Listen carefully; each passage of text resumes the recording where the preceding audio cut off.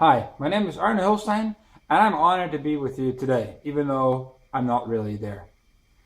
I want to say that I'm excited to hear that you guys are doing a hackathon there, and I'm pretty sure that some amazing results will come from it if you will put your heads to it in the right way. What do I mean? I want to talk to you about innovative thinking. It is about thinking just slightly different than what you are used to. Not looking at current solutions, but thinking a step ahead and thinking, oh, there might be something else that is at the basis of this problem, and then translating that into a new solution. It is about looking at something in a different way. It is about getting your mind around what it really is that people are looking for. And if you can get that right, you can have an amazing discovery on your hands. Thank you for letting me share about this morning. I'm very happy about that. It is one of the main things that I do besides coaching startups, helping people get more out of their business, and several other technology related things. What I run into most is that when people try to find a solution, they go back to what they are used to. I will give you an example. Not too long ago, I was speaking for a large group of students. I was trying to inspire them to think in new ways, a bit like what I'm doing with you today, only there I could be in the room. I asked them to do a single project, to think of an everyday problem in everyday life that they could improve on. And as they were all technical students, I asked them to think of a technical solution.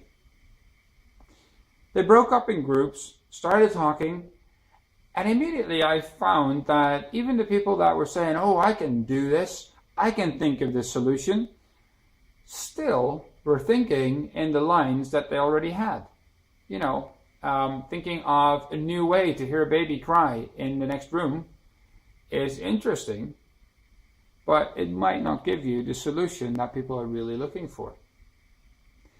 One of the groups came out with something that they called a smart thermostat for your house, so that, you know, it would regulate the energy used in your house. It would get the temperature down when you weren't there. It would get it up if you were. All very nice. You know, energy problems or energy costs for a lot of people are a problem, so it's good to see whether you can reduce them. However, what they did is they said, where do the energy problems come from? And they said it is because people leave the thermostat on too much. And in the end, they devised something which is similar to the iNest. If you don't know the iNest, Google it later. What it really came down to is asking the question, what is the problem that needs to be solved? If you are thinking that the thermostat is the problem of your energy use, you've got it wrong. Because there's a reason why you use the thermostat. So every time you're thinking, think a step back. In this case, if you talk about thermostats, why do you use a thermostat? Why do you use the heating in your house? I mean, it can be the thermostat, obviously. It could be a nice wood fire that you have in your house. I love to read a book at a wood fire in winter time. You know, it's beautiful.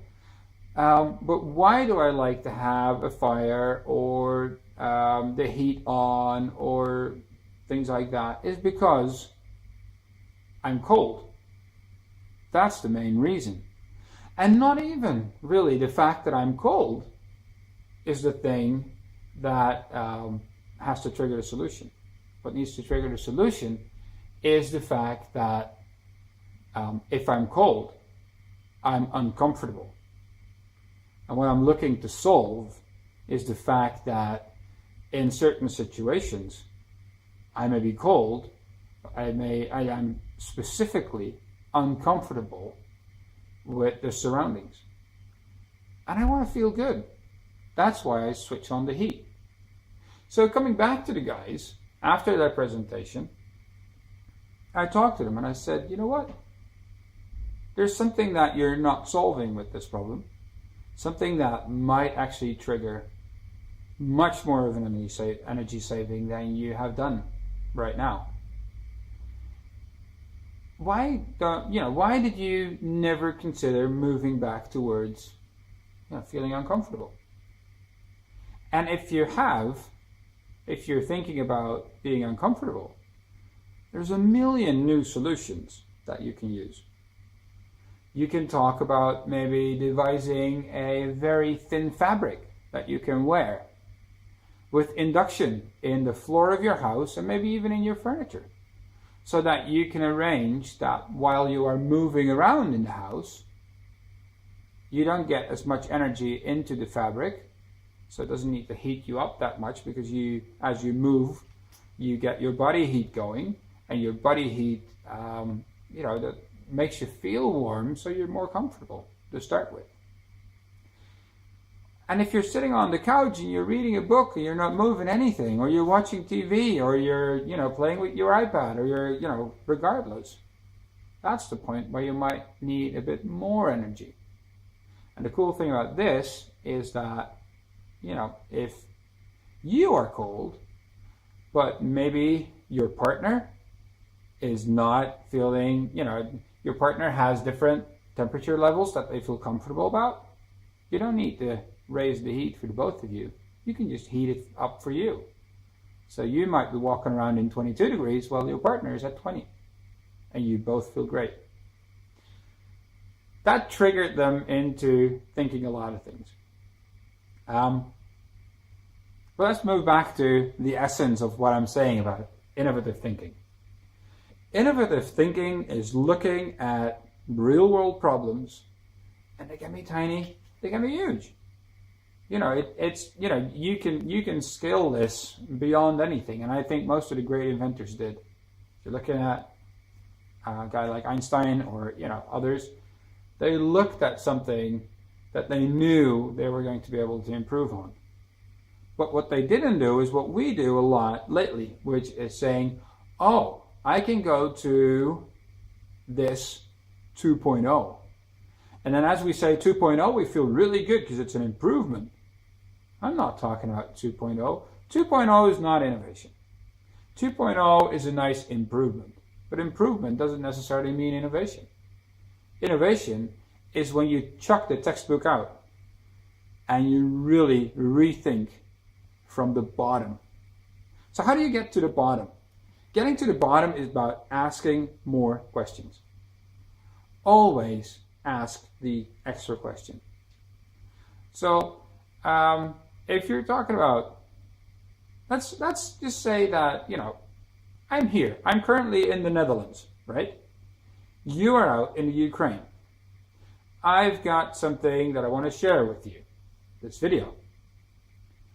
This video is actually going to be emailed and by WeTransfer, and you're looking at it now being shown from probably a laptop.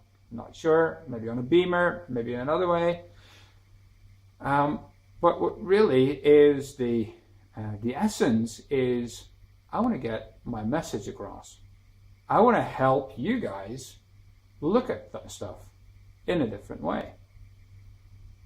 So I can tell you this, and I can make a video and I can email it to you. Is that the best solution? Well, preferably I'd be with you in the room. I could see your faces. I could see what you are doing. I could ask, you can ask me questions. I can answer them. If I see you frown and go, what's he talking about? I can, ask you, so, what is the part that you don't understand? That would be the ideal way of sharing this for me. Now, due to time trouble and other reasons, the fact that I only agreed upon doing this last Thursday while I was in Istanbul made it that, this is the only option we have right now. I got a camera, I got a microphone, you got ears, and we're matching it that way. But if you look at it, what I want to do is I really want to share something that I've learned through experience that has locked up both in my mind but also in my heart. I want to share it with you, and I want to put it in your mind and in your heart. Now, is this the best method? That's the question that you always have to ask yourself. Transportation. If you've been looking at electric cars, or the whole future of that, or cars in general, or trucks, and then you got Elon Musk, the director of Tesla Motors, coming up with, I've got this vacuum tube system that we can transport somebody from LA to San Francisco in, a very short time. And if we could do that from New York to San Francisco, or I think New York to LA, he said it was about 45 minutes, which is a huge distance. Is that, that's a different way of looking at the same problem. It's about saying, I have got people and goods that are over here, and I want to have them go over there. How do I do that? And as you are working on the hackathon this weekend, please look at your problem again. I'm not sure what the time frame is when this is shown, but look at what you're doing. If you are building something, that means that you are trying to answer a question. Now, did you get the question right? The trick of getting a successful product, a successful piece of software, that in building a successful company and being a successful person, is looking at, do I answer the question right? And the main thing in answering the question right is making sure that you know what the real question is. The real question for a newspaper is not about getting the paper through your letterbox at 7:30 in the morning, or 7 in the morning, or 6. I don't know what the newspapers in the Ukraine do. Here in Holland, they're delivered, maximum 7 o'clock. They're having trouble finding paper boys, people to spread the paper. On the other hand, news agencies, newspaper publishers, have trouble getting subscribers. They don't always get the number of subscribers that they think they need to be a profitable business. Or they run their profitable business on several millions of subscribers, and those subscribers are now slowly dropping off due to the internet, due to the speed of television and radio and the ease by which we use that. So, what is the question they are answering? Look at that for yourself. Is the question they are answering the fact that I will sit at a breakfast table with a newspaper and a cup of coffee and a sandwich or cornflakes or whatever, and reading the news over breakfast, enjoying flipping the papers? Is that the question they're answering? If that's the question they're answering, they're on the right track. They've been doing that for ages. And they've actually been doing that based on a business model from the 12th century.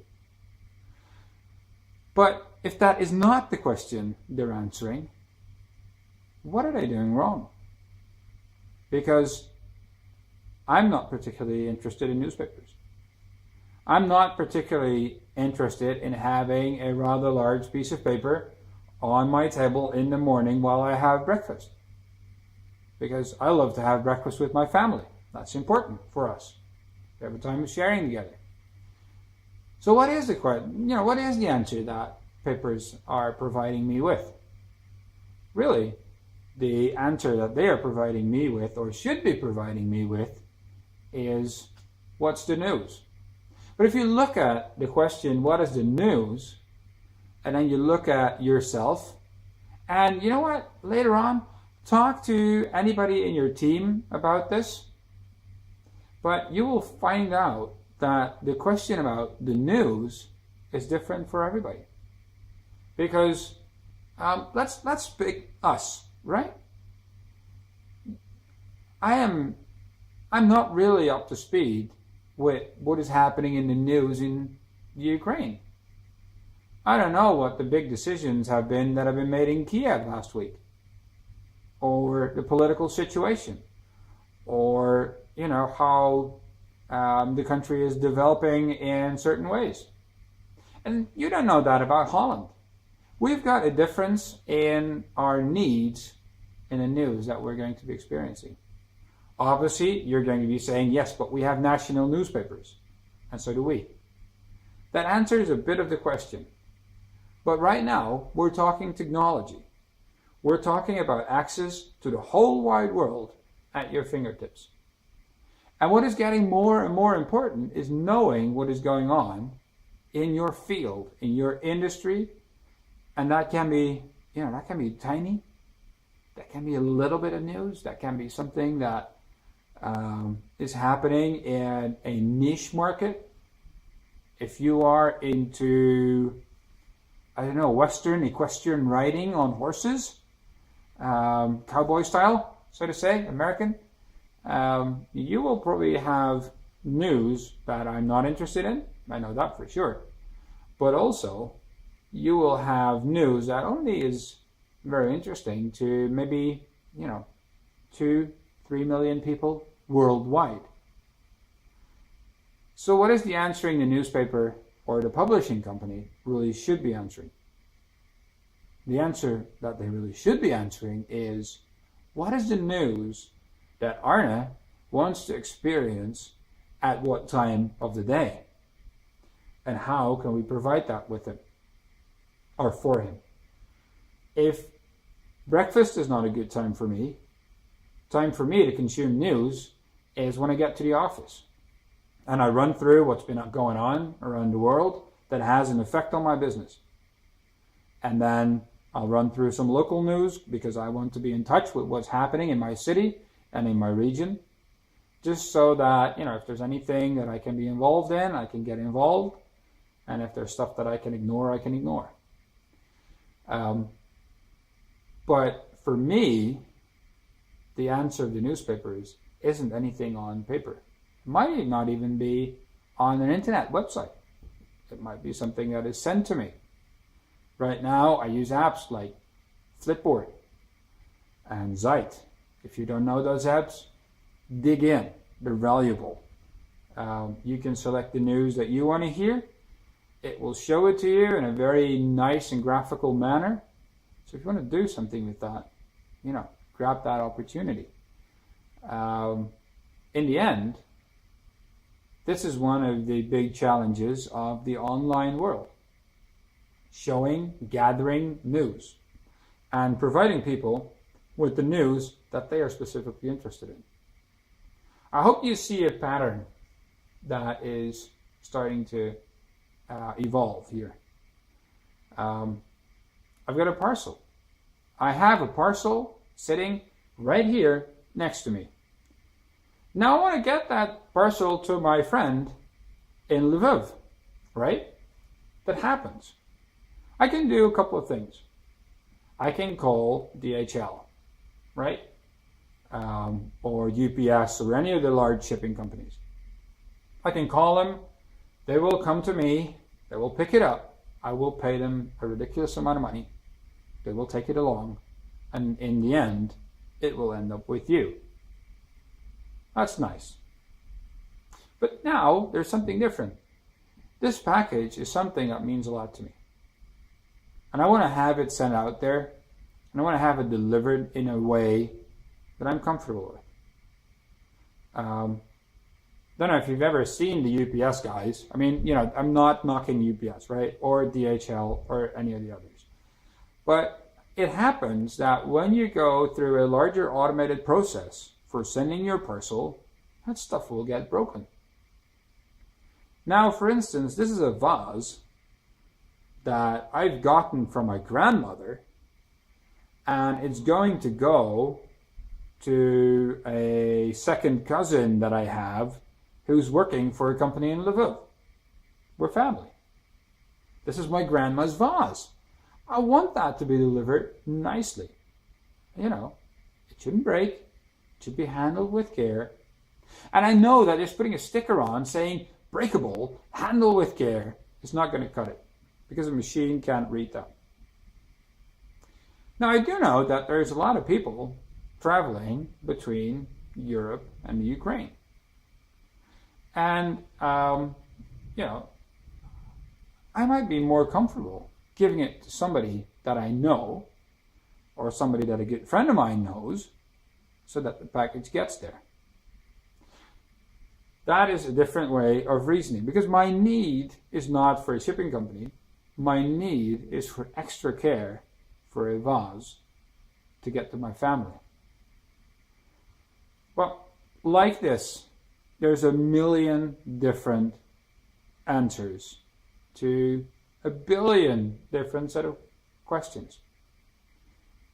I want to encourage you from here to you, please rethink what you are doing. Not because I'm saying you're doing something wrong. To be honest, I wouldn't know because I haven't seen what you've been doing. But I know that in general, 98% of people only ask that first question. They only look at, what is the question that I am answering right now?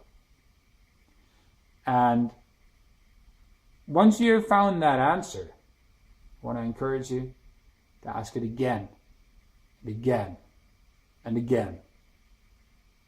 So grab yourself a couple of sheets of paper. This is the way that works for me, right? I'm just going to share with you the trick that I use. It might not be something that you would use, or that you might feel comfortable with, and maybe over time you'll develop a way that feels just much more comfortable for you. And I love that, and I want to encourage you to do that. But for me, this is what I do. I grab a large white piece of paper, nothing on there. I start by writing my question on it. Let's go back to that thermostat, right?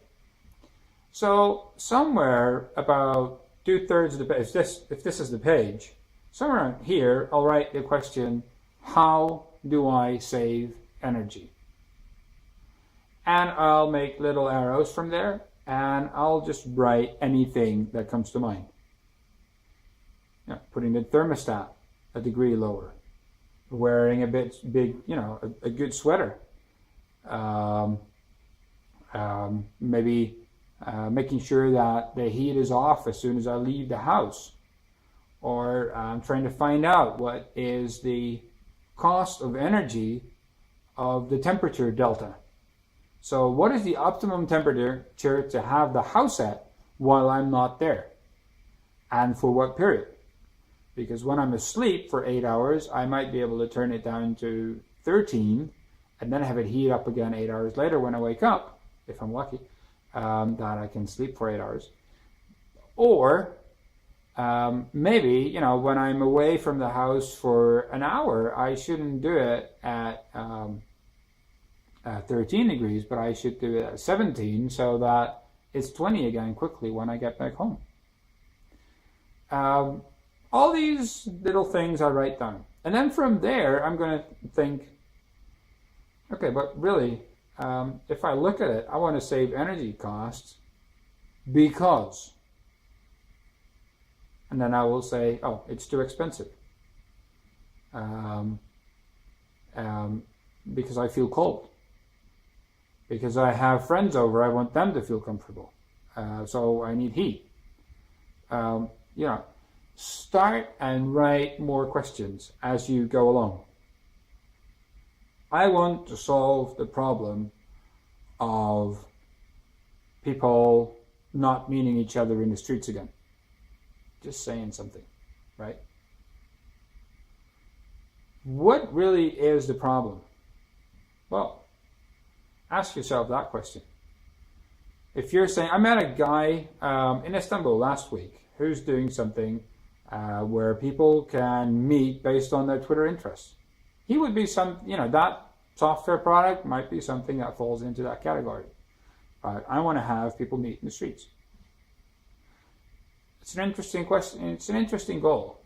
But really, what is the problem you're solving?